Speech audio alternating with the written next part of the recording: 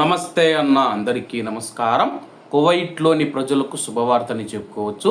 ఎందుకంటే కువైట్లో చాలా రోజుల నుంచి జూన్ నెల నుంచి మనం చూసుకుంటే విపరీతమైన ఎండలైతే ఉండేవి. అటువంటి వారికి కువైట్లోని ప్రజలకు కువైట్ వాతావరణ శాఖ, కువైట్ ఆల్ ఉజైరీ సైంటిఫిక్ సెంటర్, కువైట్లోని వాతావరణ శాస్త్రవేత్తలు ఎవరైతే ఉన్నారో వాళ్ళు శుభవార్త చెప్పడం జరిగింది. కువైట్లో ఆగస్టు 24 ఆదివారం ఈ రోజు నుంచి రాబోయే 52 రోజుల పాటు అక్టోబర్ 14వ తేదీ వరకు మనం చూసుకుంటే సుహైల్ సీజన్ ప్రారంభం కానుందని చెప్పేసి, ఈ సీజన్లో ఉష్ణోగ్రతలు క్రమక్రమంగా తగ్గుతాయని చెప్పేసి, ప్రస్తుతం కువైట్లో మనం చూసుకుంటే విపరీతమైన ఎండలు ఉన్నాయి.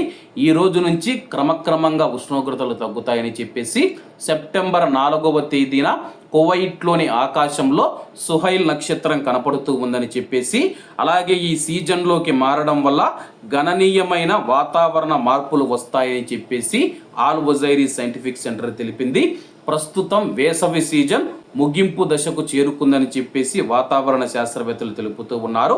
ప్రస్తుతం మనం చూసుకుంటే వాతావరణం క్రమక్రమంగా తగ్గినా కానీ ఋతువా అనేది ఎక్కువగా ఉంటుందని చెప్పేసి, ఈ ఋతువా సీజన్లో కువైట్లోని ప్రజలు చాలా జాగ్రత్తగా ఉండాలని చెప్పేసి వాతావరణ శాస్త్రవేత్తలు తెలుపుతూ ఉన్నారు. ముఖ్యంగా సెప్టెంబర్ 4వ తేదీన తెల్లవారుజామున కువైట్ ఆకాశంలో సుహైల్ నక్షత్రం కనపడుతూ ఉందని చెప్పేసి, గాలిలో తేమ ఎక్కువగా ఉంటుంది, వాయువ్య గాలులు వీస్తాయి.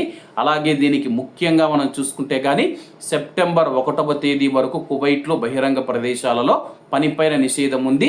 సెప్టెంబర్ తర్వాత ఋతువా ఎక్కువగా ఉంటుంది కాబట్టి కువైట్లో బయట పనిచేస్తూ ఉన్న మన భారతీయ కార్మికులందరూ తగినన్ని జాగ్రత్తలు తీసుకోండి.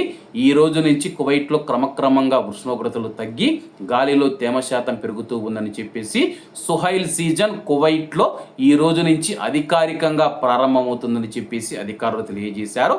కాబట్టి అందరూ బాగుండాలి, అందులో మనం ఉండాలి. అందరికీ నమస్తే అన్న, జై హింద్.